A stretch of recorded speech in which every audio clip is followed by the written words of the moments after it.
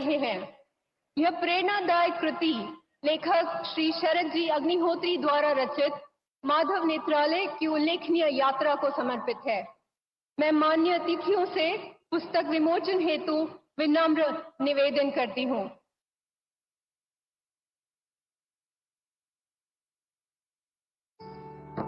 हृदय से आभार। मैं माननीय श्री देवेंद्र फडणवीस जी से निवेदन करती हूँ कि वे हमें संबोधित करें।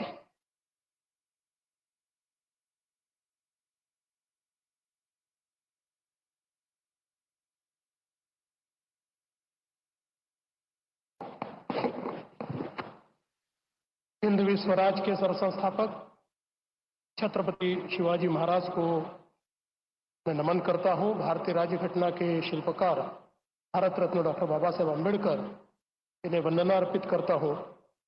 आज के माधव नेत्रालय के इस भूमि पूजन कार्यक्रम में हमारे बीच उपस्थित अखिल विश्व में भारत का परचम लहराने वाले भारत के बहुत ही यशस्वी प्रधानमंत्री आदरणीय नरेंद्र भाई मोदी जी,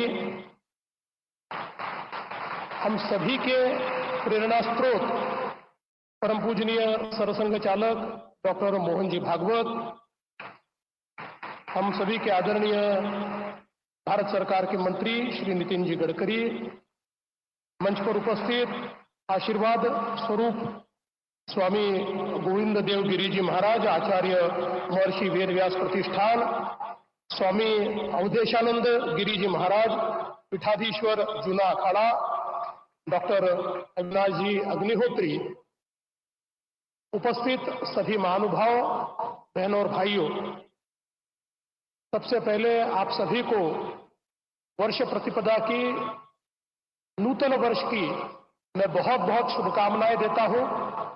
और साथ साथ आज आद्य सरसंघ चालक परम पूजनीय डॉक्टर हेडगेवार जी, इनकी जयंती के निमित्त से उन्हें भी शत शत नमन करता हूं। हम सभी के लिए ये बहुत ही हर्ष की बात है कि माधव नेत्रालय का आज भूमि पूजन हो रहा है। पिछले कई वर्षों से माधव नेत्र पीढ़ी कार्य कर रही है और कई लोगों के जीवन में प्रकाश लाने का काम इस माधव नेत्र पीढ़ी के माध्यम से लगातार किया गया है। हम सभी लोग जानते हैं कि दृष्टि ये ईश्वर ने दी हुई सबसे बड़ी सौगात है और दृष्टिहीनों को दृष्टि देना, इससे और बड़ी कोई भी सेवा नहीं हो सकती। और हमारे स्वयंसेवकों ने पिछले 30 वर्षों से निरंतर ये सेवा जारी रखी है और इसमें लगातार इजाफा भी हो रहा है। जैसा हम जानते हैं कि आज देश के अंदर बहुत बड़े पैमाने पर नेत्र सेवा में कार्य की आवश्यकता है और विशेष रूप से अब जब बहुत बड़े पैमाने पर नेत्रदान होने लगा है, लोग केवल संकल्प नहीं लेते तो अपना नेत्रदान भी करते हैं। ऐसे समय ये बहुत आवश्यक है कि इस प्रकार की संस्थाएं हमारे देश में और प्रदेश में खड़ी हो।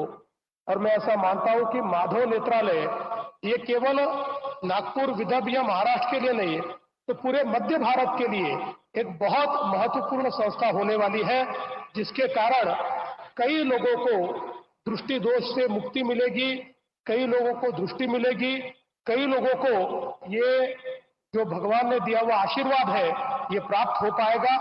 मैं इसीलिए माधव नेत्रालय के सभी संचालकों को बहुत बहुत शुभकामनाएं देता हूं कि ईश्वर का कार्य आपने हाथ में लिया है, इसलिए इसको निश्चित रूप से पूरा करते हुए सेवा का ये कार्य अविरत चलता रहेगा, ऐसी शुभकामनाएं देता हूं। और इस अच्छे कार्य में मुझे भी आपने सम्मिलित किया, इसलिए आपका बहुत बहुत आभार व्यक्त करता हूं। फिर एक बार हम सभी की ओर से हमारे भारत सरकार के प्रधानमंत्री और अखिल विश्व में जो सर्वाधिक लोकप्रिय नेता है, ऐसे हमारे नरेंद्र भाई मोदी जी का आप सभी की ओर से बहुत बहुत स्वागत करता हूं, अभिनंदन करता हूं और अपने शब्दों को विराम देता हूं। धन्यवाद। जय हिंद, जय महाराष्ट्र।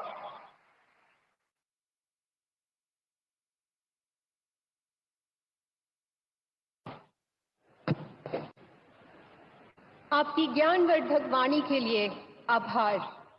मैं आदरणीय प्रधानमंत्री जी से विनम्र अनुरोध करती हूं कि कृपया शिलापट का अनावरण कर इस महायोजना का शुभ शिलान्यास संपन्न करें। इसी के साथ माधव नेत्रालय की रील प्रस्तुत की जाएगी, जो हमारी यात्रा और उपलब्धियों की झलक है।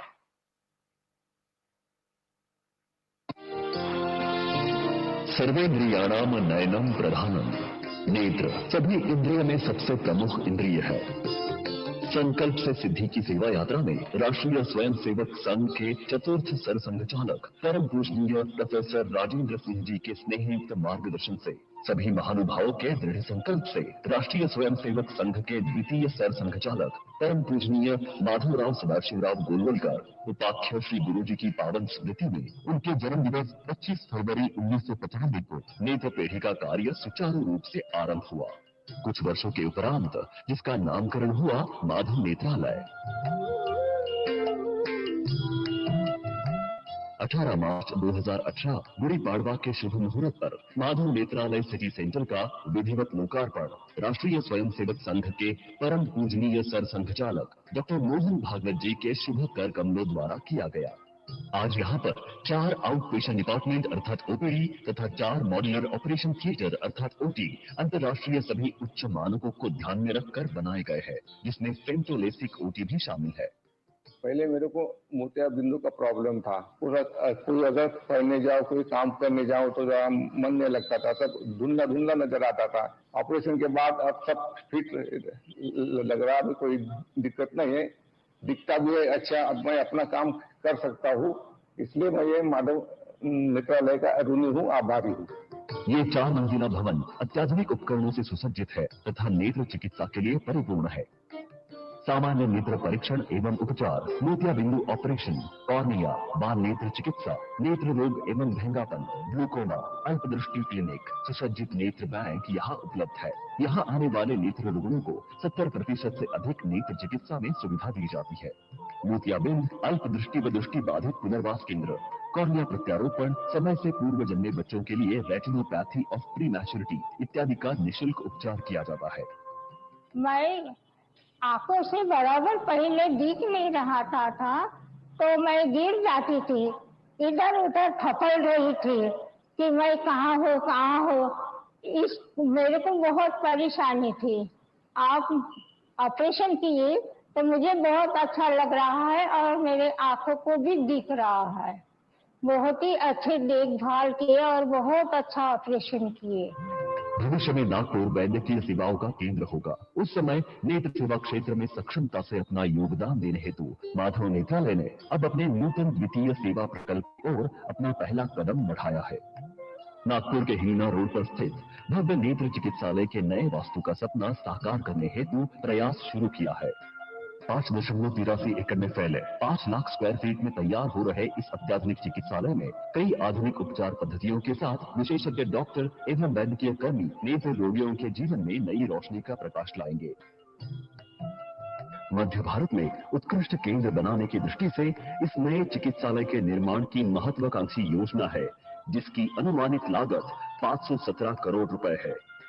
इस नेत्र चिकित्सालय में उन्नत नेत्र बैंक, 14 ओपीडी एवं 14 मॉड्यूलर ओटी, अत्याधुनिक उपकरणों से सुसज्जित अनेक सुविधाएं यहां प्रदान की जाएंगी। इस प्रकल्प का शिलान्यास आज प्रधानमंत्री माननीय नरेंद्र भाई मोदी जी के कर कमलों द्वारा हो रहा है। पूजनीय श्री गुरु जी के कहे मार्गदर्शक विचार के अनुरूप राष्ट्राय स्वाहा इदम राष्ट्राय इदम नमः के मंत्र को तन मन धन से अंगीकृत कर निरंतर समाज सेवा की प्रतिबद्धता है माधव नेत्रालय।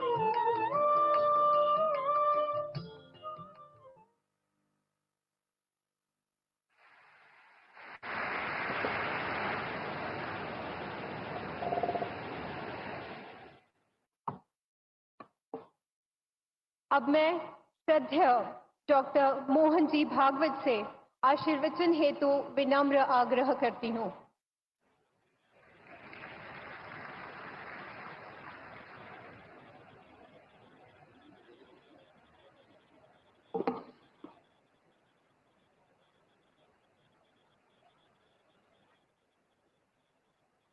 आदरणीय प्रधानमंत्री जी, पूज्य स्वामी अवधेशानंद जी महाराज, पूज्य स्वामी गोविंद गिरी जी महाराज, आदरणीय मुख्यमंत्री श्रीमान देवेंद्र जी, केंद्रीय मंत्री श्रीमान नितिन जी, माधव नेत्रालय के मंचस्थ कार्यकर्ता वृंद, उपस्थित सज्जन, माता भगिनी,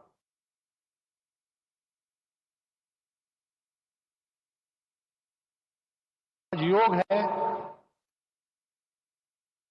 डॉक्टर साहब का जन्मदिन, वर्ष प्रतिपदा का सुमुहूर्त। डॉक्टर साहब जन्मे वो रविवार ही था। उनके बाद जिन्होंने संघ की बागडोर संभाली, पूजनीय श्री गुरु जी, उनके नाम का प्रकल्प और प्रधानमंत्री जी का यहां पर उपस्थित होना, ये सारे शुभयोग यहां पर एकत्रित है। और ये सारे शुभयोग एकत्रित होते हैं, उसके लिए तपस्या करनी पड़ती है। माधव नेत्रालय के कार्यकर्ताओं की गत अनेक वर्षों की तपस्या के हम सभी साक्षी हैं। तपस्या से पुण्य अर्जित होता है, पुण्य से फल मिलता है, लेकिन वो फल अपने लिए न रखते हुए उसका विनियोग भी लोक कल्याण के लिए ही करना, इस वृत्ति से वो तपस्या आगे चलती है और ऐसी ही चल रही है। क्योंकि इसके पीछे जो प्रेरणा है, वो प्रेरणा संघ विचार की प्रेरणा है। संघ विचार की प्रेरणा ने, वो प्रेरणा स्वार्थ की प्रेरणा तो नहीं ही है, भय या प्रतिक्रिया की भी प्रेरणा नहीं है, तो कोई मजबूरी है। शुद्ध सात्विक प्रेम, यही वह प्रेरणा है। अपना समाज है, अपने समाज में दृष्टिहीनों के उपचार सबके पास जाए, सबको मिले, ये एक समस्या बनी रहे, ये समाज को शोभा नहीं देता। समाज मेरा है, इसलिए मेरा जो भी सामर्थ्य है वो लेके मैं इस समस्या के लिए जो कुछ कर सकता हूं करूंगा, करते रहूंगा, प्रामाणिकता से, निस्वार्थ बुद्धि से, तन मन धन पूर्वक। सब क्षेत्रों में संघ के स्वयंसेवक जो कार्यरत है, इसी प्रेरणा से कार्यरत है। रामटेक की यात्रा में 1926 में यात्रा के सुव्यवस्थापन के लिए स्वयंसेवकों ने जो काम किया, वह भी इसी प्रेरणा से किया। और आज इतने सारे क्षेत्रों में सेवा चल रही है, छोटे बड़े प्रकल्प उपक्रम सब मिलाकर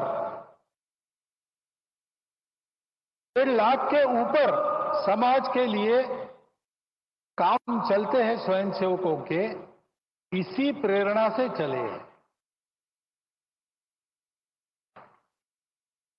यही प्रेरणा है, वो स्वयंसेवकों को अपने लिए कुछ न चाहते हुए सबके लिए कष्ट करने की प्रेरणा देती है। बदले में कुछ भी नहीं चाहते, करते जाते हैं। इसी लंबी यात्रा के कारण समाज ने देखा परखा संघ के संयोजकों को और मान लिया।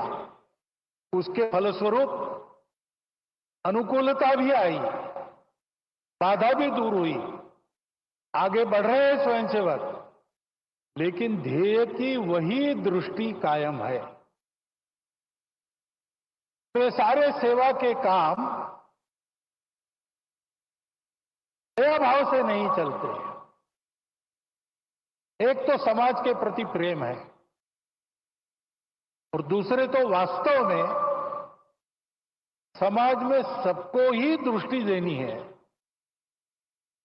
चर्म चक्षुओं की दृष्टि से संपन्न या उससे रहित ऐसे समाज के लोग दो प्रकार के हैं। लेकिन सदा सर्वदा जीवन में जो दृष्टि आवश्यक होती है, जीवन में हमको जो कुछ मिला है परिस्थिति के रूप में, उस परिस्थिति का अधिकतम उत्कृष्ट उपयोग करते हुए अपने जीवन को सार्थक बनाना, अपने जीवन को निरामय बनाना, अपने जीवन को स्वस्थ बनाना, ये सारा करने के लिए जो जीवन की दृष्टि चाहिए, वो जीवन की दृष्टि ही है। और उस जीवन के दृष्टि का सारा उसमें वर्णन है सेवा। एकांत में आत्मसाधना, लोकांत में परोपकार, ऐसा जीवन सूत्र हमारी परंपरा में है। संघ के संदर्भ में कहेंगे तो 1 घंटा शाखा में स्वयं का विकास और 23 घंटा उस विकास का उपयोग समाज के भलाई के लिए, यही वह दृष्टि है। और वह दृष्टि देने के लिए ये सारे काम चलते हैं। ये सारे काम इसी दृष्टि से चलते हैं, इसलिए उत्तम चलते, और ऐसे ही उत्तम चलते रहेंगे।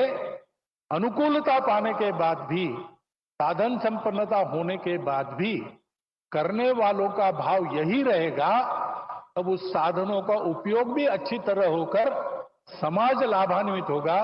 केवल लाभान्वित नहीं होगा, समाज विश्व को लाभान्वित करने के लिए योग्य बनेगा और विश्व के जीवन में अपनी भूमिका को ठीक से अदा करेगा। इन सारे सेवा कार्यों से यही हो, इस इच्छा से स्वयंसेवक काम कर रहे। उसमें से एक यह माधव नेत्रालय का काम है।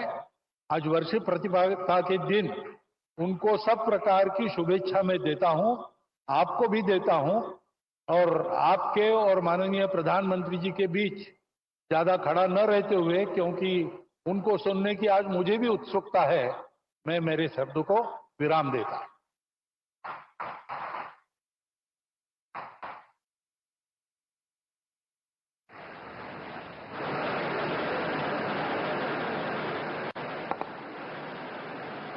आपके प्रेरणादायक संदेश के लिए सादर नमन।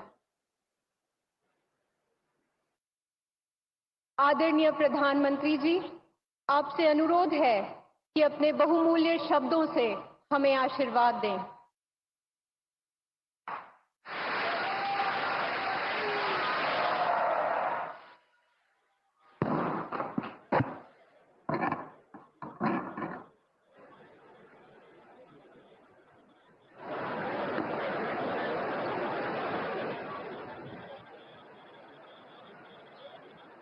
भारत माता की, भारत माता की, भारत माता की।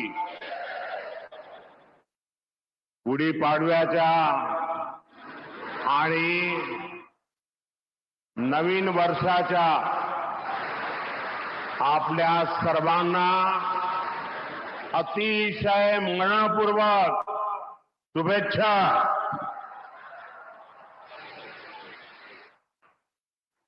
कार्यक्रम में उपस्थित परम पूजनीय सरसंघ चालक जी डॉक्टर मोहन भागवत जी, स्वामी गोविंद गिरी जी महाराज, स्वामी अवधेशानंद गिरी जी महाराज,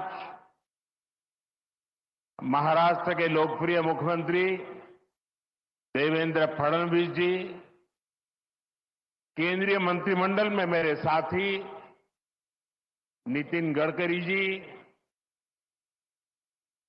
डॉक्टर अविनाश चंद्र अग्निहोत्री जी, अन्य महानुभाव और उपस्थित सभी वरिष्ठ साथी, राष्ट्र यज्ञ के इस पावन अनुष्ठान में आज मुझे यहां आने का सौभाग्य मिला है। आज चैत्र शुक्ल प्रतिपदा का ये दिन बहुत विशेष है। आज से नवरात्रि का पवित्र पर्व शुरू हो रहा है। देश के अलग अलग कोनों में आज गुड़ी पड़वा, उगादी और नवरेह का त्योहार भी मनाया जा रहा है। आज भगवान झूलेलाल जी और गुरु अंगद देव जी का अवतरण दिवस भी है। ये हमारे प्रेरणा पुंज परम पूजनीय डॉक्टर साहब की जयंती का भी अवसर है और इसी साल राष्ट्रीय स्वयंसेवक संघ की गौरवशाली यात्रा का 100 वर्ष भी पूरे हो रहे हैं।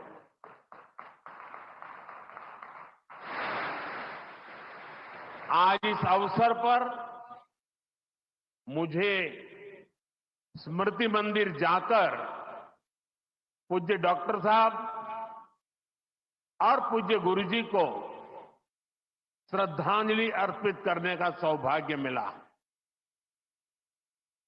साथियों, इसी कालखंड में हमने हमारे संविधान के 75 वर्ष का उत्सव भी मनाया है।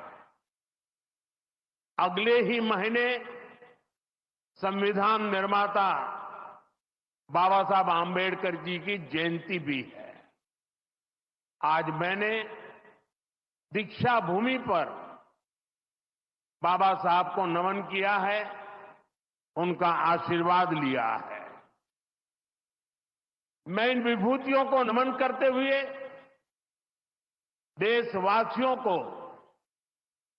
नवरात्रि और सभी पर्वों की बहुत बहुत बधाई देता हूं। साथियों, संघ सेवा के इस पवित्र तीर्थ नागपुर में आज हम एक पुण्य संकल्प के विस्तार के साक्षी बन रहे हैं। अभी हमने माधव नेत्रालय के कुल गीत में सुना, अध्यात्म, ज्ञान, गौरव, गुरुता का ये अद्भुत विद्यालय, मानवता रत यह सेवा मंदिर, कण कण में देवालय। माधव नेत्रालय एक ऐसा संस्थान है जो अनेक दशकों से पूज्य गुरुजी के आदर्शों पर लाखों लोगों की सेवा कर रहा है। लोगों के जीवन में रोशनी लौटी है।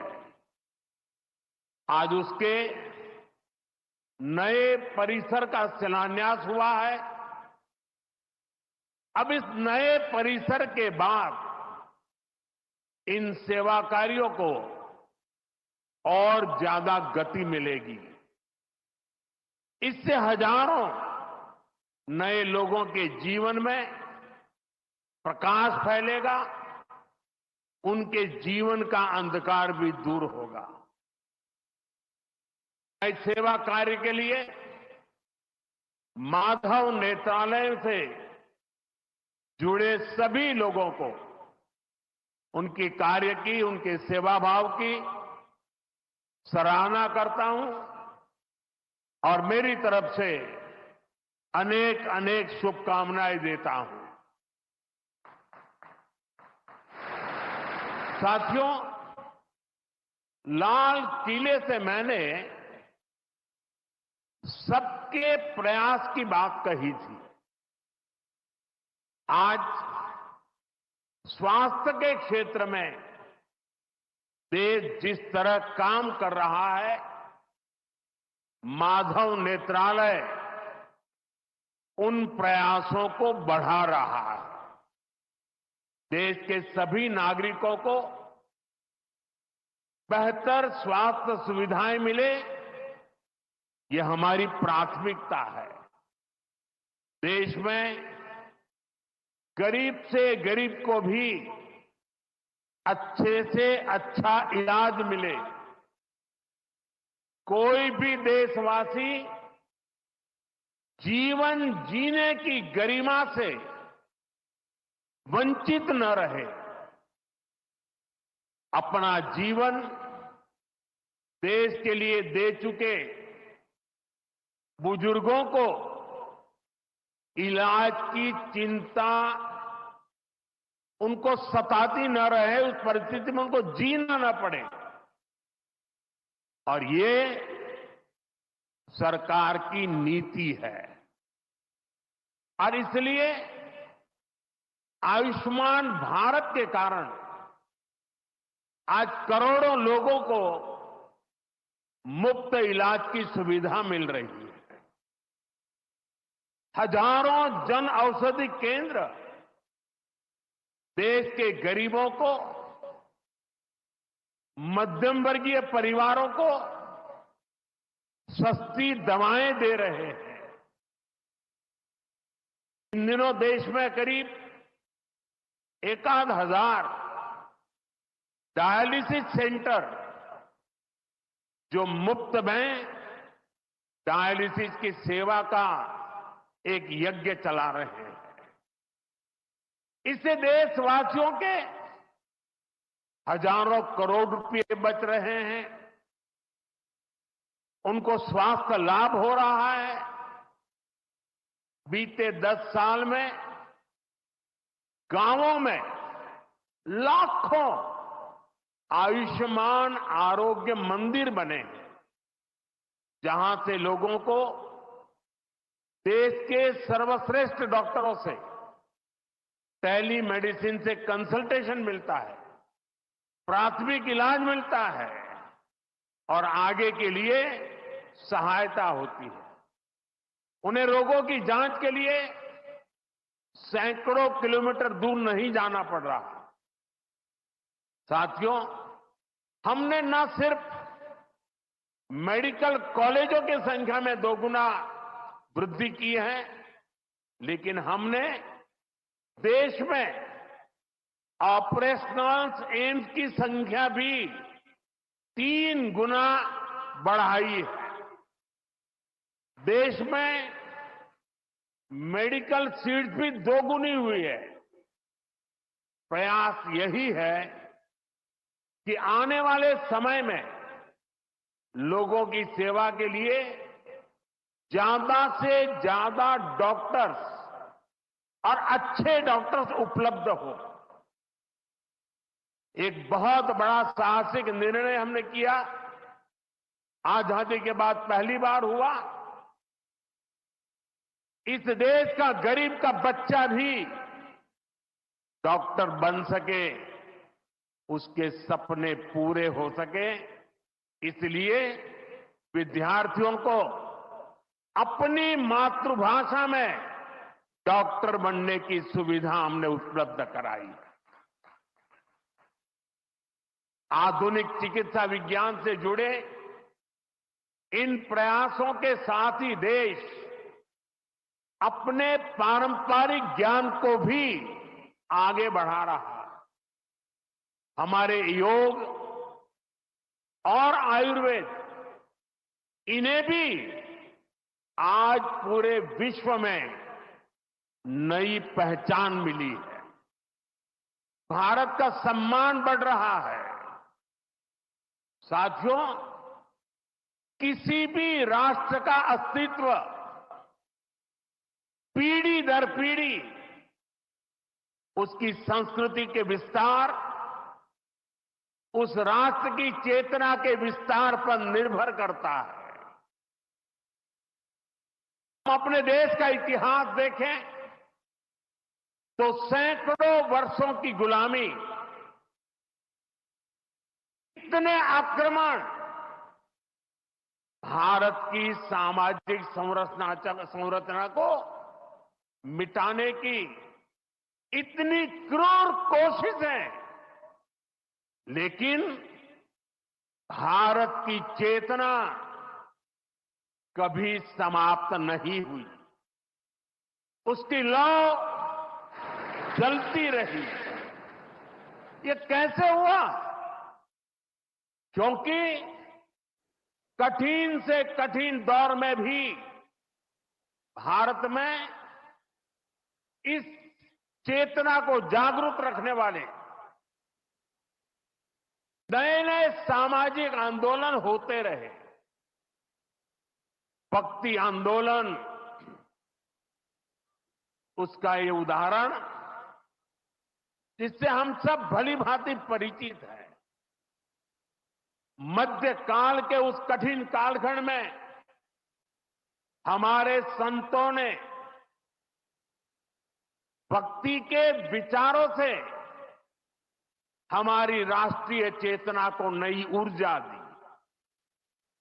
गुरु नानक देव, कबीरदास, तुलसीदास, सूरदास, हमारे यहां महाराष्ट्र में संत तुकाराम, संत एकनाथ, संत नामदेव, संत ज्ञानेश्वर, ऐसे कितने ही संतों ने हमारी इस राष्ट्रीय चेतना में अपने मौलिक विचारों से प्राण फूंके।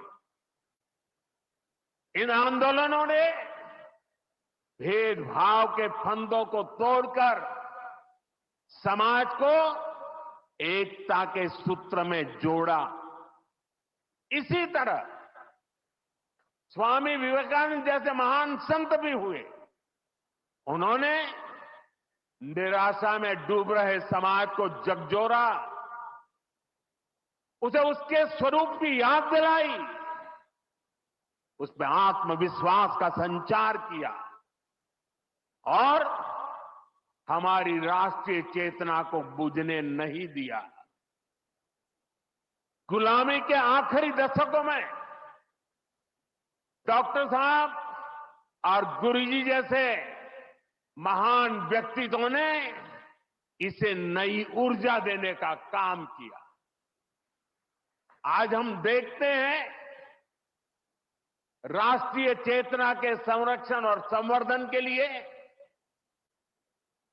जो विचार भी 100 साल पहले बोला गया, वो महान वटवृक्ष के रूप में आज दुनिया के सामने है। सिद्धांत और आदर्श इस वटवृक्ष को ऊंचाई देते हैं। लाखों करोड़ों स्वयंसेवक इसकी टहनी, ये कोई साधारण वटवृक्ष नहीं, राष्ट्रीय स्वयंसेवक संघ भारत की अमर संस्कृति का आधुनिक अक्षय वट है। ये अक्षय वट आज भारतीय संस्कृति को, हमारे राष्ट्र की चेतना को निरंतर ऊर्जावान बना रहा है। साथियों, आज जब हम माधव नेत्रालय के नए परिसर का काम शुरू कर रहे हैं तो दृष्टि की बात स्वाभाविक है। हमारे जीवन में दृष्टि ही हमें दिशा देती है। इसलिए वेदों में भी कामना की गई है, पश्चिम शरदः शतम, अर्थात हम 100 वर्ष तक देखें। ये दृष्टि आंखों की यानी बाह्य दृष्टि भी होनी चाहिए और अंतः दृष्टि भी होनी चाहिए। जब अंतः दृष्टि की बात करते हैं तो विदर्भ के महान संत श्री गुलाबराव महाराज जी का स्मरण भी होना स्वाभाविक है। उन्हें प्रज्ञाचक्षु कहा जाता था। बहुत कम आयु में ही उनको आंखों से दिखाई देना बंद हो गया, लेकिन फिर भी उन्होंने अनेकों पुस्तकें लिखी थी। और अब कोई भी पूछ सकता है कि जब आंखों से दिखाई नहीं देता है तो उसके बावजूद भी कोई इतने ग्रंथ कैसे लिख सकता था? इसका उत्तर यह है कि उनके पास भले ही नेत्र नहीं थे, लेकिन दृष्टि थी। ये दृष्टि बोध से आती है, विवेक से प्रकट होती है। ये दृष्टि व्यक्ति के साथ ही समाज की भी को भी बहुत शक्ति देती है। हमारा राष्ट्रीय स्वयंसेवक संघ भी एक ऐसा संस्कार यज्ञ है जो अंतर्दृष्टि और बाह्य दृष्टि दोनों के लिए काम कर रहा है। बाह्य दृष्टि के रूप में हम माधव नेत्रालय को देखते हैं और अंतर्दृष्टि ने संघ को सेवा का पर्याय बना दिया है। साथियों, हमारे यहां कहा गया है, परोपकाराय फलंति वृक्षाः, परोपकाराय वहन्ति नद्यः, परोपकाराय दुहन्ति गावः, परोपकारार्थमिदं शरीरम। हमारा शरीर परोपकार के लिए ही है, सेवा के लिए ही है। और जब ये सेवा संस्कारों में आ जाती है तो सेवा ही साधना बन जाती है। यही साधना तो हर एक स्वयंसेवक के जीवन की प्राणवायु होती है। ये सेवा संस्कार, ये साधना, ये प्राणवायु पीढ़ी दर पीढ़ी हर स्वयंसेवक को तप तपस्या के लिए प्रेरित कर रही है।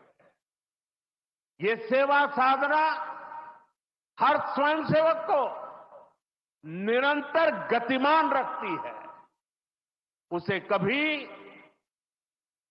थकने नहीं देती, कभी रुकने नहीं देती। पूज्य गुरुजी अक्सर कहा करते थे, जीवन की अवधि का नहीं, उसके उपयोगिता का महत्व होता है। हम देव से देश और राम से राष्ट्र के जीवन मंत्र लेकर के चले हैं, अपना कर्तव्य निभाते चलते हैं। और इसलिए हम देखते हैं, बड़ा छोटा कैसा भी काम हो, कोई भी कार्य क्षेत्र हो, सीमावर्ती गांव हो, पहाड़ी क्षेत्र हो, वन क्षेत्र हो, संघ के स्वयंसेवक निस्वार्थ भाव से कार्य करते रहते हैं।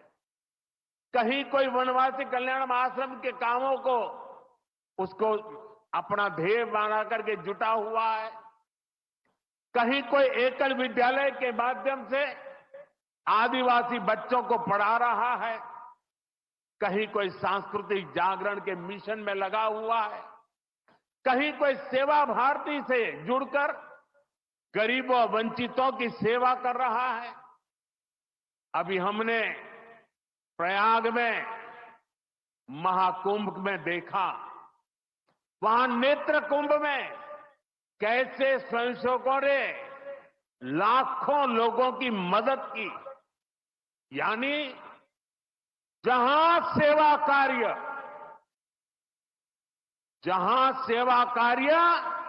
वहां स्वयंसेवक। कहीं कोई आपदा आ जाए, बाढ़ की तबाही हो या भूकंप की विभीषिका हो, स्वयंसेवक एक अनुशासित सिपाही की तरह तुरंत मौके पर पहुंचते हैं। कोई अपनी परेशानी नहीं देखता, अपनी पीड़ा नहीं देखता, बस सेवा भावना से हम काम में जुट जाते हैं। हमारे तो हृदय में बसा है, सेवा है अग्निकुंड समीजा सम हम चले, देह महासागर में सरित रूप हम मिले। साथियों, एक बार एक इंटरव्यू में परमवीर गुरु जी से पूछा गया कि वो संघ को सर्वव्यापी क्यों कहते हैं। गुरु जी का उत्तर बहुत ही प्रेरणादायी था। उन्होंने संघ की तुलना प्रकाश से की थी, उजाले से की थी।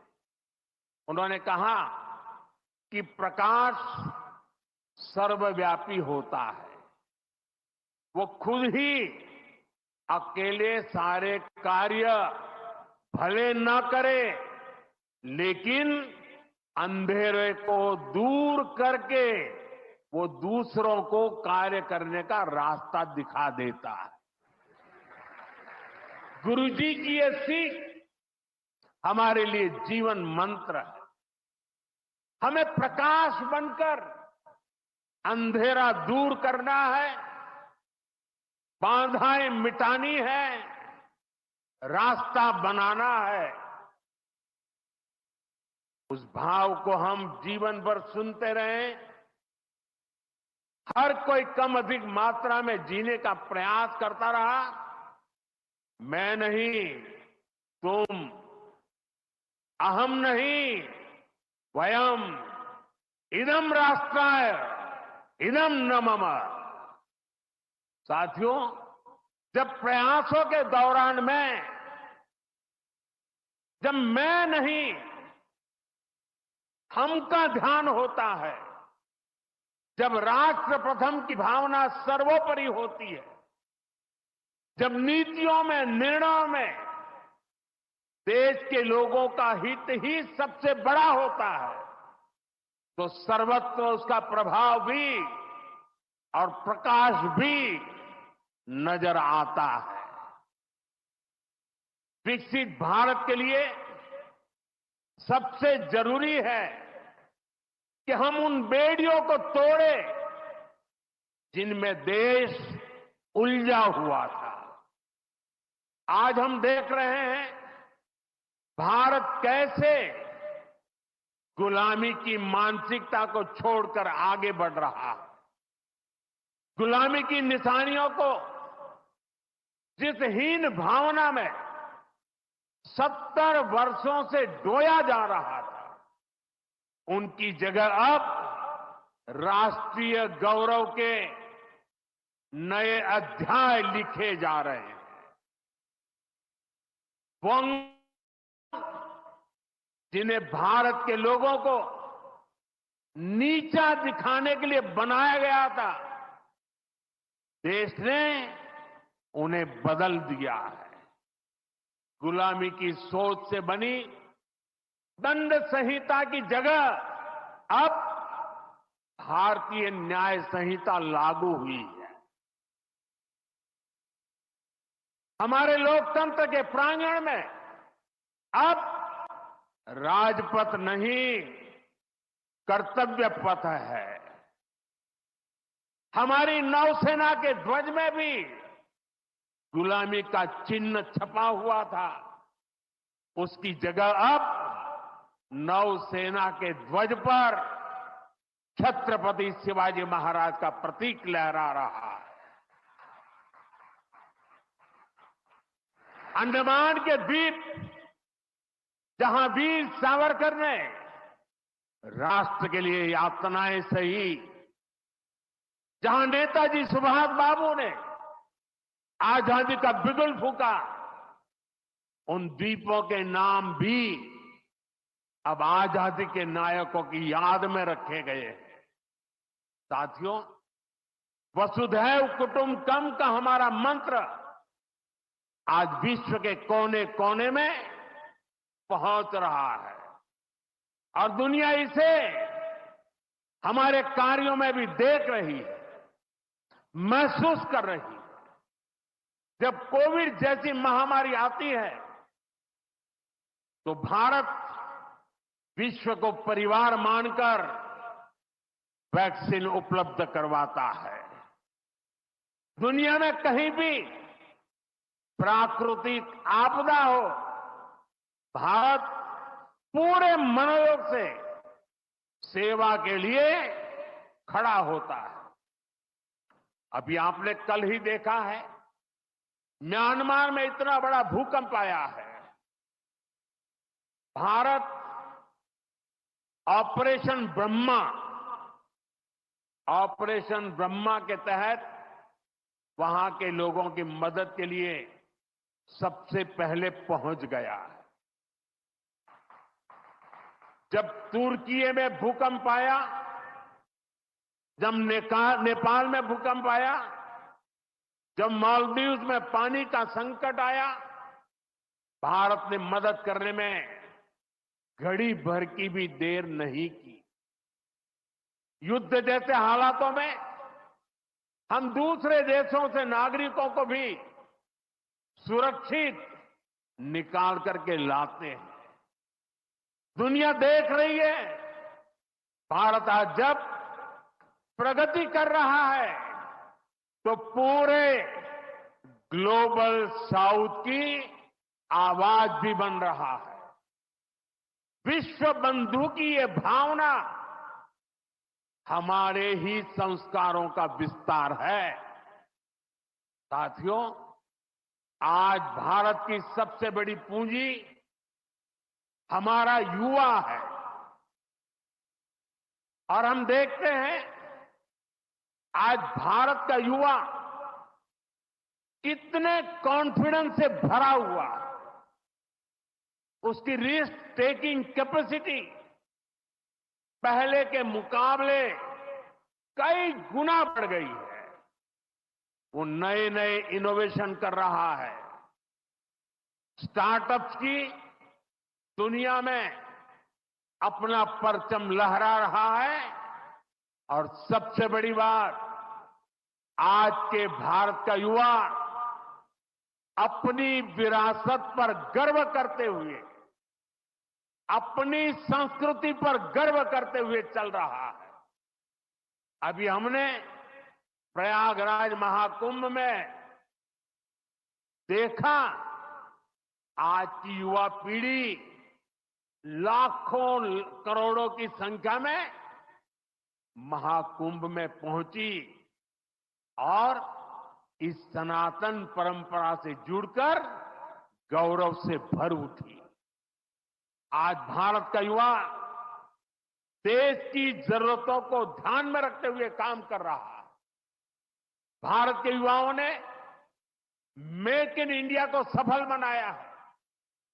भारत का युवा लोकल के लिए वोकल हुआ है, एक जज्बा बना है। हमें देश के लिए जीना है, देश के लिए कुछ करना है।